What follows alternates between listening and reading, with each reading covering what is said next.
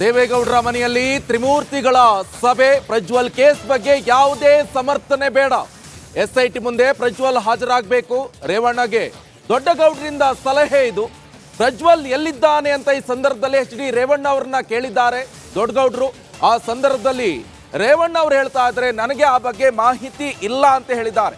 H D Revanna ಜೈಲಿನಿಂದ ಜಾಮೀನು ಸಿಕ್ಕಂತ ಸಂದರ್ಭದಲ್ಲಿ, ರಿಲೀಸ್ ಆದಂತ ಸಂದರ್ಭದಲ್ಲಿ ನೇರವಾಗಿ ಅವರು ಎಚ್ ಡಿ ದೇವೇಗೌಡರವರ ನಿವಾಸಕ್ಕೆ ಬಂದಿದ್ದಾರೆ. ದೇವೇಗೌಡರ ಜೊತೆ ಒಂದಿಷ್ಟು ಸಮಾಲೋಚನೆ ನಡೆಸಿದ್ದಾರೆ, ಚರ್ಚೆಯನ್ನು ನಡೆಸಿದ್ದಾರೆ. ಈ ಸಂದರ್ಭದಲ್ಲಿ ಈಗ ಸಭೆ ಕೂಡ ನಡೆದಿದೆ. ಆ ಸಂದರ್ಭದಲ್ಲಿ ಹಲವು ಚರ್ಚೆಗಳು ಕೂಡ ಆಗಿದೆ.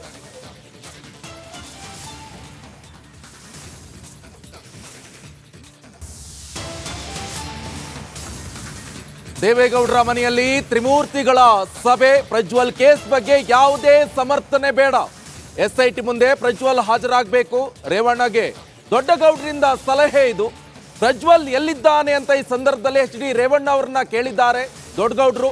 ಆ ಸಂದರ್ಭದಲ್ಲಿ ರೇವಣ್ಣ ಅವರು ಹೇಳ್ತಾ ಇದ್ದಾರೆ, ನನಗೆ ಆ ಬಗ್ಗೆ ಮಾಹಿತಿ ಇಲ್ಲ ಅಂತ ಹೇಳಿದ್ದಾರೆ. ಎಚ್ ಡಿ ರೇವಣ್ಣ ಜೈಲಿನಿಂದ ಜಾಮೀನು ಸಿಕ್ಕಂತ ಸಂದರ್ಭದಲ್ಲಿ, ರಿಲೀಸ್ ಆದಂತ ಸಂದರ್ಭದಲ್ಲಿ ನೇರವಾಗಿ ಅವರು ಎಚ್ ಡಿ ದೇವೇಗೌಡರವರ ನಿವಾಸಕ್ಕೆ ಬಂದಿದ್ದಾರೆ. ದೇವೇಗೌಡರ ಜೊತೆ ಒಂದಿಷ್ಟು ಸಮಾಲೋಚನೆ ನಡೆಸಿದ್ದಾರೆ, ಚರ್ಚೆಯನ್ನು ನಡೆಸಿದ್ದಾರೆ. ಈ ಸಂದರ್ಭದಲ್ಲಿ ಈಗ ಸಭೆ ಕೂಡ ನಡೆದಿದೆ. ಆ ಸಂದರ್ಭದಲ್ಲಿ ಹಲವು ಚರ್ಚೆಗಳು ಕೂಡ ಆಗಿದೆ.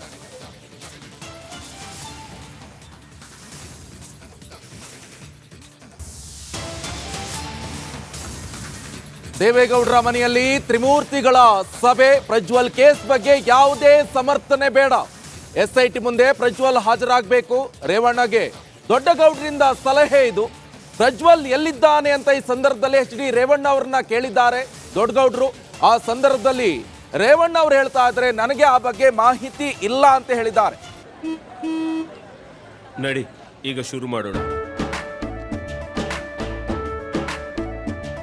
ಕೇಸರಿಯಿಂದ ಮನೋಲ್ಲಾಸ ಮನಸ್ಸು ಮತ್ತೇರಿ ಕುಣಿದಾಡಿದೆ ನೋಡು, ಮನಸ್ಸು ಮತ್ತೇರಿ ಕುಣಿದಾಡಿದೆ ನೋಡು.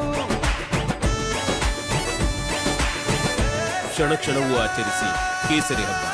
ವಿಮಲ್ ಬಾಯಲ್ಲಿ ಹೇಳಿ ಕೇಸರಿ.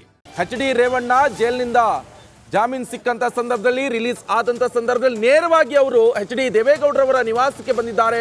ದೇವೇಗೌಡರ ಜೊತೆ ಒಂದಿಷ್ಟು ಸಮಾಲೋಚನೆ ನಡೆಸಿದ್ದಾರೆ, ಚರ್ಚೆಯನ್ನು ನಡೆಸಿದ್ದಾರೆ. ಈ ಸಂದರ್ಭದಲ್ಲಿ ಈಗ ಸಭೆ ಕೂಡ ನಡೆದಿದೆ. ಆ ಸಂದರ್ಭದಲ್ಲಿ ಹಲವು ಚರ್ಚೆಗಳು ಕೂಡ ಆಗಿದೆ.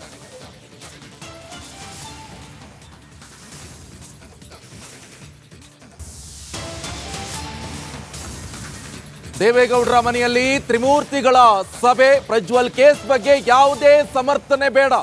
ಎಸ್ಐಟಿ ಮುಂದೆ ಪ್ರಜ್ವಲ್ ಹಾಜರಾಗಬೇಕು. ರೇವಣ್ಣಗೆ ದೊಡ್ಡಗೌಡರಿಂದ ಸಲಹೆ ಇದು. ಪ್ರಜ್ವಲ್ ಎಲ್ಲಿದ್ದಾನೆ ಅಂತ ಈ ಸಂದರ್ಭದಲ್ಲಿ ಎಚ್ ಡಿ ರೇವಣ್ಣ ಅವರನ್ನ ಕೇಳಿದ್ದಾರೆ ದೊಡ್ಡಗೌಡರು. ಆ ಸಂದರ್ಭದಲ್ಲಿ ರೇವಣ್ಣ ಅವರು ಹೇಳ್ತಾ ಇದ್ದಾರೆ, ನನಗೆ ಆ ಬಗ್ಗೆ ಮಾಹಿತಿ ಇಲ್ಲ ಅಂತ ಹೇಳಿದ್ದಾರೆ. ಎಚ್ ಡಿ ರೇವಣ್ಣ ಜೈಲಿನಿಂದ ಜಾಮೀನು ಸಿಕ್ಕಂತ ಸಂದರ್ಭದಲ್ಲಿ, ರಿಲೀಸ್ ಆದಂತ ಸಂದರ್ಭದಲ್ಲಿ ನೇರವಾಗಿ ಅವರು ಎಚ್ ಡಿ ದೇವೇಗೌಡರವರ ನಿವಾಸಕ್ಕೆ ಬಂದಿದ್ದಾರೆ. ದೇವೇಗೌಡರ ಜೊತೆ ಒಂದಿಷ್ಟು ಸಮಾಲೋಚನೆ ನಡೆಸಿದ್ದಾರೆ, ಚರ್ಚೆಯನ್ನು ನಡೆಸಿದ್ದಾರೆ. ಈ ಸಂದರ್ಭದಲ್ಲಿ ಈಗ ಸಭೆ ಕೂಡ ನಡೆದಿದೆ. ಆ ಸಂದರ್ಭದಲ್ಲಿ ಹಲವು ಚರ್ಚೆಗಳು ಕೂಡ ಆಗಿದೆ.